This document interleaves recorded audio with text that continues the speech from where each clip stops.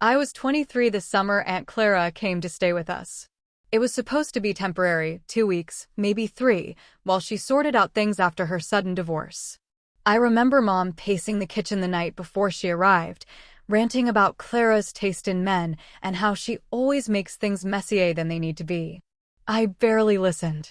Aunt Clara was a name, a voice on speakerphone during holidays. She sent fancy candles at Christmas and wore perfume you could smell through the gift wrap. I hadn't seen her in nearly 8 years. Back then, I remembered her as larger than life, glamorous, like a movie star who somehow ended up in our modest home, always with a glass of wine and a knowing smile. I didn't expect her to still look like that. But when she stepped out of the car, sunglasses perched on her head, linen pants that swayed with every step, red nails wrapped around her suitcase handle, it was like time hadn't touched her. She hasn't aged a day, I whispered to myself, standing at the top of the stairs as she came in. She looked up and met my eyes immediately. Leah? Her smile bloomed slowly, like she was remembering something private. You were just a shy little thing last time I saw you. I wanted to laugh. I still was shy, wasn't I? I came down the stairs and hugged her, her cheek brushing mine. She smelled like jasmine and something warmer underneath, something musky, faintly sweet. Her arms lingered around me longer than I expected. I chalked it up to family affection. Nothing more. That night, we had dinner on the patio. Clara smoked a cigarette, legs crossed, laughing with Mom like they hadn't spoken every week for the past decade. I listened from the other side of the table, quietly observing how she touched Mom's wrist when she laughed, how her gold bracelets shifted like music when she moved her hand. I shouldn't have noticed those things. I told myself it was just admiration. Curiosity. She was beautiful, yes, but not in a way I wanted. Right? Later that evening, after Mom went to bed, I stayed up watching a show in the living room. I thought I was alone until Clara padded in barefoot, wearing a silky black robe that didn't quite hide the curve of her thighs. Couldn't sleep, she said, sitting beside me on the couch.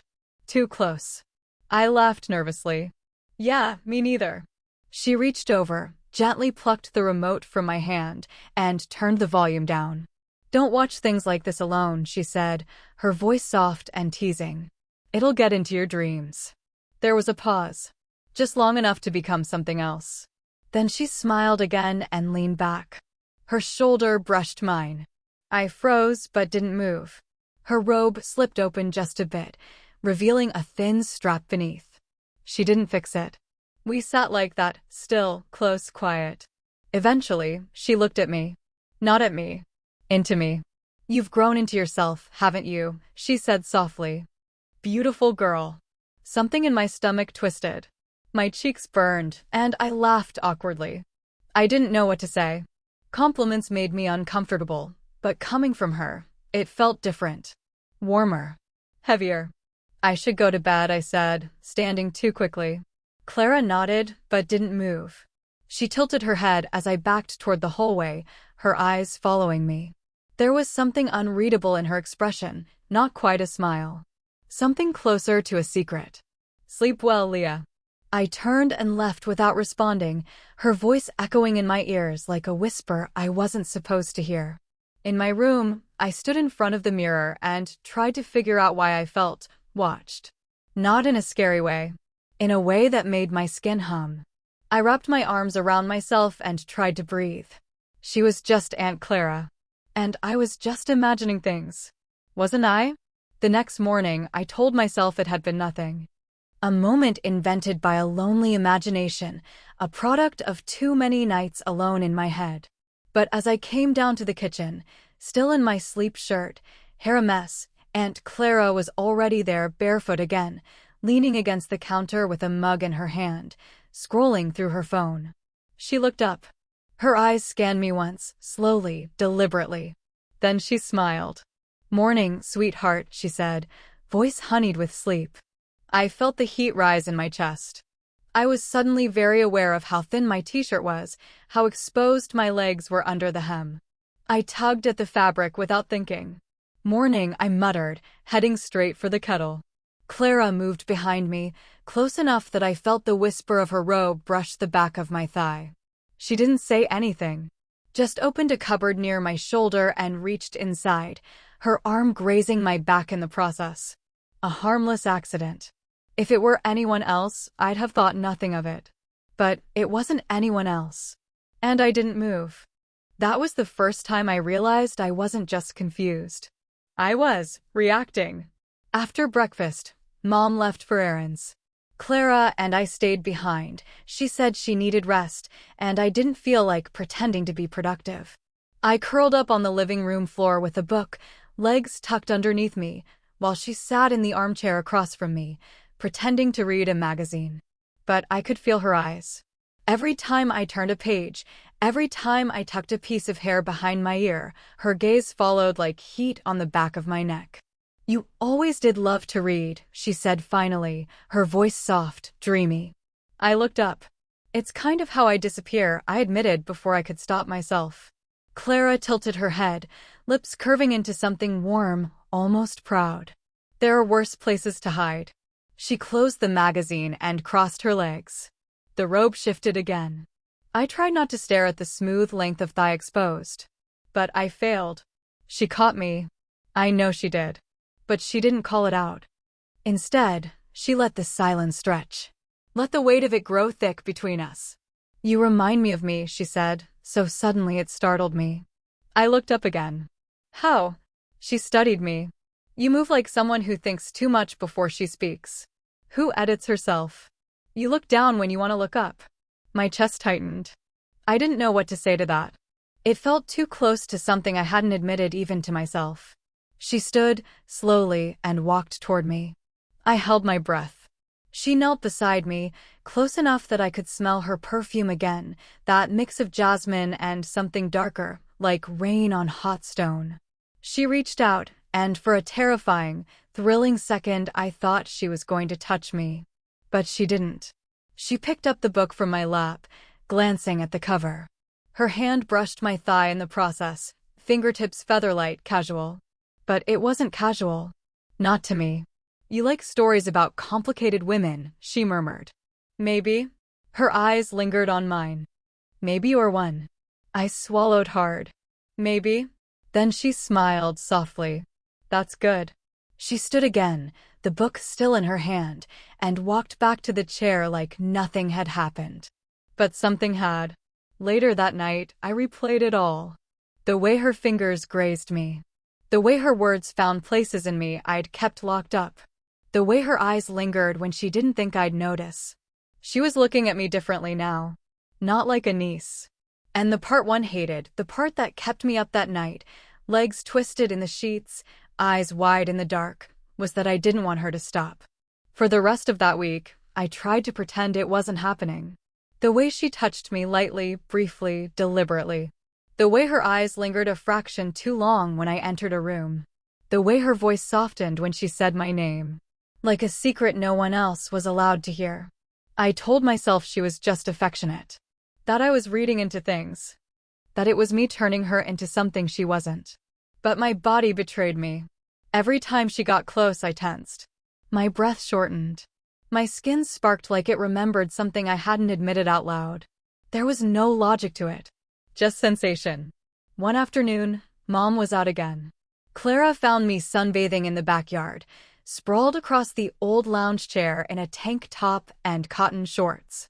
I was trying to get lost in a book, but I could barely focus on the words. The sunlight made me sleepy, and the quiet made everything feel too loud.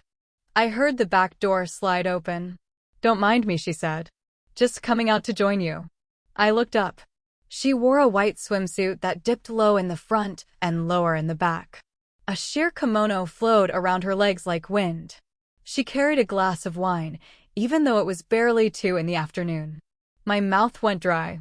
She sat in the chair beside me and crossed her legs slowly, deliberately, like she was aware of every move her body made. She didn't put on sunglasses, didn't look away. She just watched me. "You should wear your hair down more," she said after a moment. "You look older. Softer." I tried to laugh, but it sounded strained. "You're the only person who still thinks that's a compliment." She smiled. I'm not most people. I looked back at my book, trying to hide the way my face flushed. She took a slow sip from her glass, the stem resting gently between her fingers. You okay? She asked, too casually. Yeah, I said, a little too quickly. She leaned toward me, brushing a piece of hair off my shoulder. Her fingers grazed my collarbone, featherlight, absent-minded. But it wasn't absent-minded. Not anymore. Her hand lingered. Warm. Steady. There was a pause. Then she slid her thumb just slightly over the edge of my strap. I froze. It wasn't much. Just a slow, deliberate sweep of skin. But it was enough. I didn't move. Didn't speak. Didn't stop her. She held my gaze when I looked up at her. Her face was unreadable, calm, almost curious. And then, just as slowly, she pulled her hand away. Your skin's warm, she said, smiling faintly. You should put on more sunscreen. She stood and walked back inside, her hips swaying in a way that made me feel like gravity had shifted.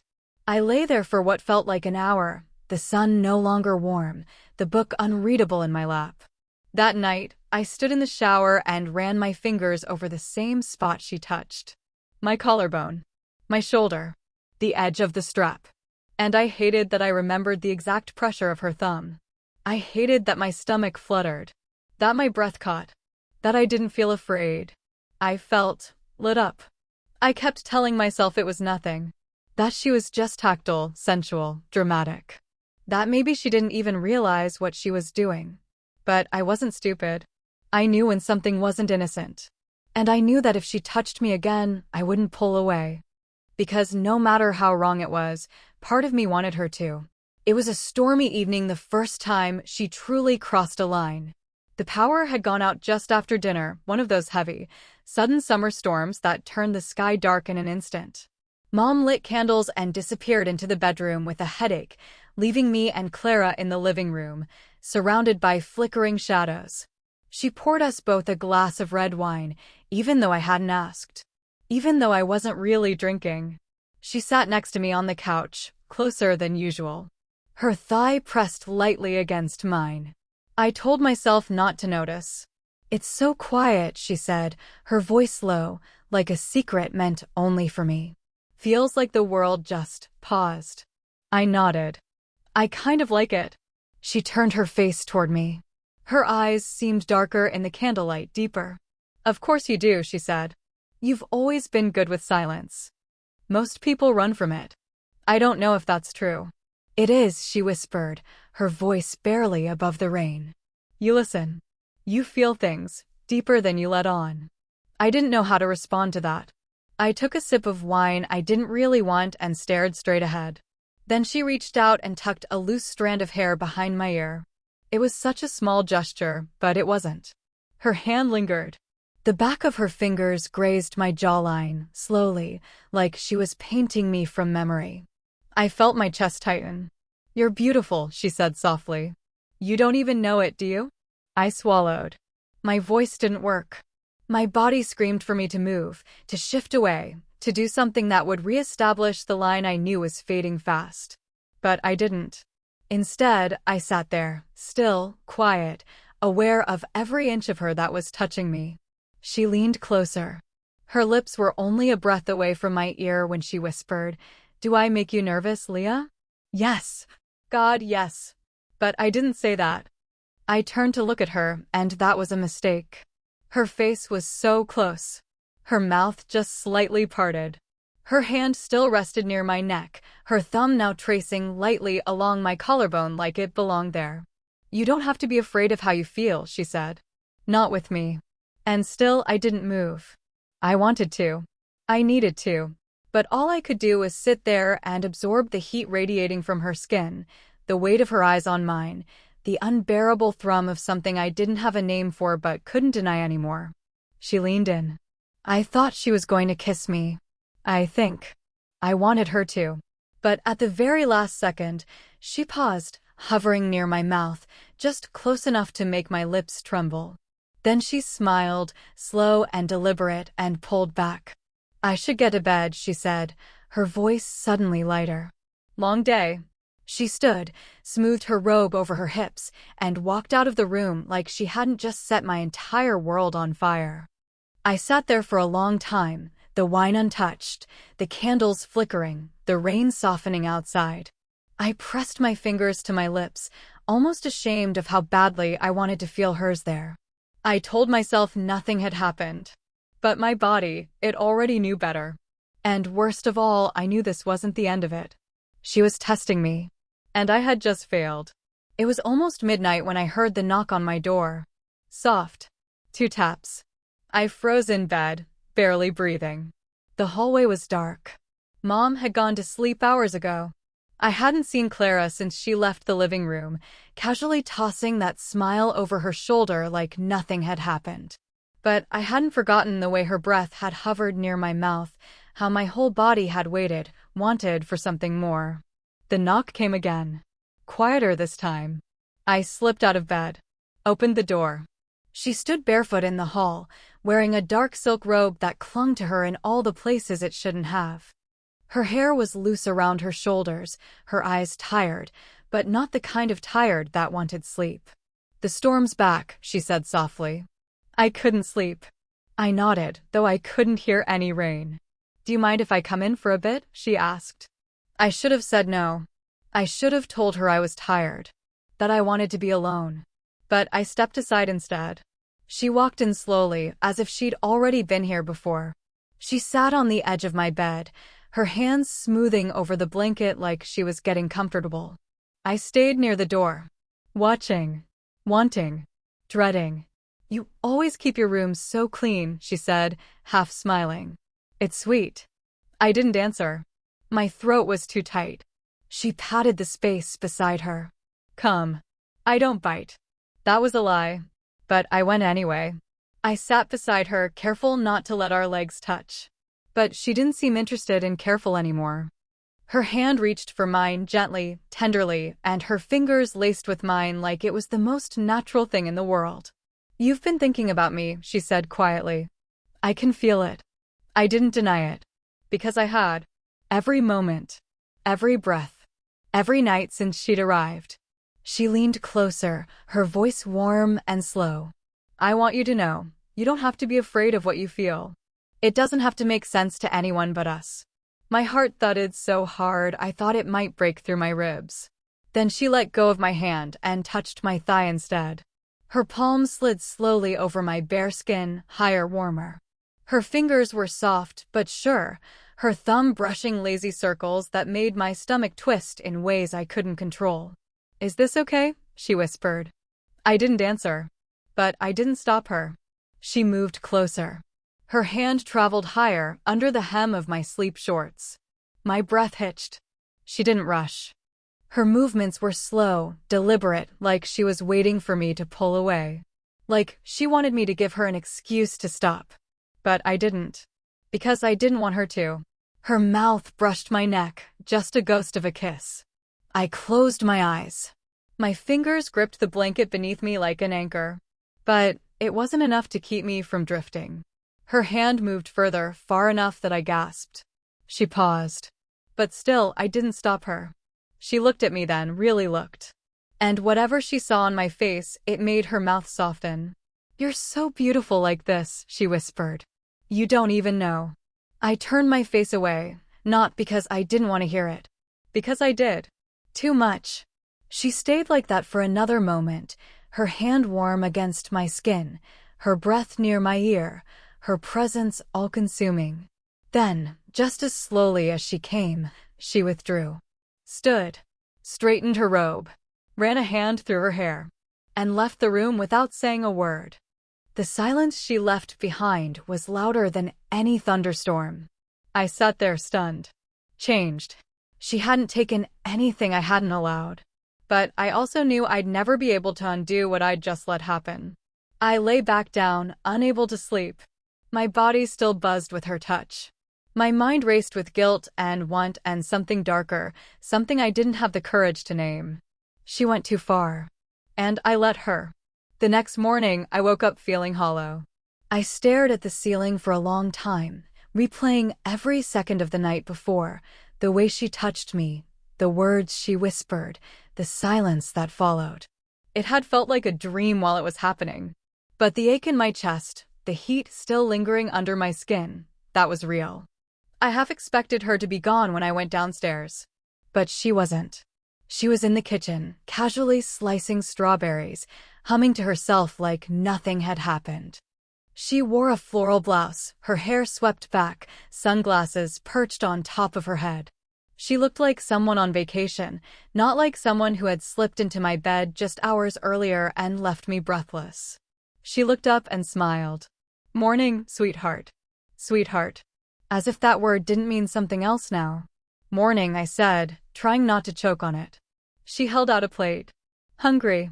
I stared at her fingers, the same fingers that had been inside my sleep shorts, the same hand that had touched me so intimately it made my legs shake.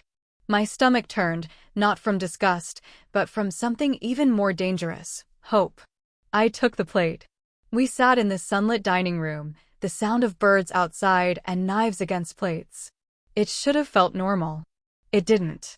I couldn't stop watching her. Couldn't stop waiting for something, anything, that would confirm what we'd shared meant something. A word. A look. A slip in the mask she wore so effortlessly.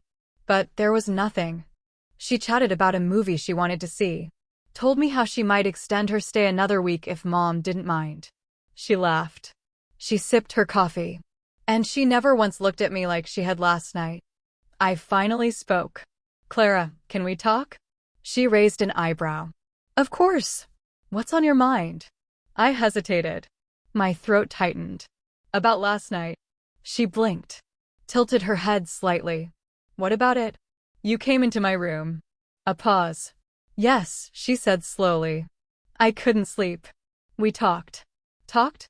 My heart dropped. "You touched me." She smiled politely, like someone listening to a child's story. "I comforted you. You seemed anxious." I stared at her. "You touched me, Clara." Another pause. This one longer. Her expression changed, just slightly. "Leah, it was late." Emotions were high. Maybe misread it. My breath caught in my throat. I didn't misread anything. She reached across the table and gently laid her hand over mine. Her touch still had that same warmth. But now it felt cruel. "I care about you," she said softly. "You know that." But that wasn't. I stopped myself. My voice cracked. She squeezed my hand. "Sometimes comfort looks different when you're lonely." I pulled my hand away. Her smile faded. Her eyes were calm, unreadable. Like she'd practiced this. Like she'd done this before. I swallowed hard. I thought it meant something. She stood up, gathered her plate, and took it to the sink. "It did," she said with her back to me. "In the moment." "That's all we ever have, Leah. Moments." She said it like a fact. Cold. Clean. Final. I sat there stunned. It was the first time I truly understood what it meant to feel used. Not because she took something I didn't give, but because she made me believe it was something else. She didn't deny it happened. She just refused to let it matter. That night, I didn't sleep. I laid in bed with the covers pulled up to my chin, the same pillow still holding the scent of her perfume, and tried to convince myself I could forget. That I could unfeel her touch. Unwant her. But I couldn't. Because it hadn't just been about the physical. It was the way she looked at me. The way she saw parts of me I didn't even see myself. And now she'd closed that door. Like none of it had meant anything at all. She left 2 days later. Just like that, her bags packed, hair perfect, smile in place. She hugged Mom in the doorway like everything was fine, like she hadn't torn through the edges of me and left me quietly unraveling. "Thank you for letting me crash here," she said, keys already in hand. "I needed this." Mom smiled, unaware of the storm that had passed through her own house. "Of course. You're always welcome." Then Clara turned to me. That same warm smile. That same careful distance in her eyes. "You take care of yourself, Leah," she said, as if she hadn't once whispered my name in the dark with her hand between my thighs. "Read something good. Wear sunscreen." I just nodded. I didn't say goodbye. I couldn't. Because I knew that if I opened my mouth, I'd break. And she didn't deserve to see me fall apart. The door closed behind her, and that was it. She was gone. I spent the rest of that summer in pieces. I'd always been quiet, but now I was quieter. Mom thought I was just adjusting to the heat or the end of school or life's next inevitable nothing. I let her believe that. How could I explain that it wasn't the moment that haunted me, it was the silence after? The casual way Clara had dismissed it, brushed it off, tucked it into a drawer like an old photo that didn't matter anymore. She knew what she'd done. She knew exactly how far she'd gone. But more than that, she knew how badly I'd wanted it. And I hated her for that. For seeing me so clearly. For making me feel something I can't name without shame. For waking up this dormant ache in me, then walking away like it never existed. I replayed everything over and over, trying to find the meaning she had refused to give me. The way her voice shifted when she said my name. The softness of her hand, the weight of her stare. The night she touched me like I belonged to her. And then, nothing. That nothing was worse than anything else. Because when someone hurts you and apologizes, there's space for healing. But when they pretend it never happened, you're the only one left bleeding. Weeks passed, and I kept thinking she might call. Just once. Just to say I know. Or I'm sorry. Or even just are you okay? But she didn't. She vanished into whatever life she'd had before she came into mine. And I was left holding the ghost of something that never had a name. I haven't told anyone. How could I? She was my mom's sister, that's how the sentence would start. And then what?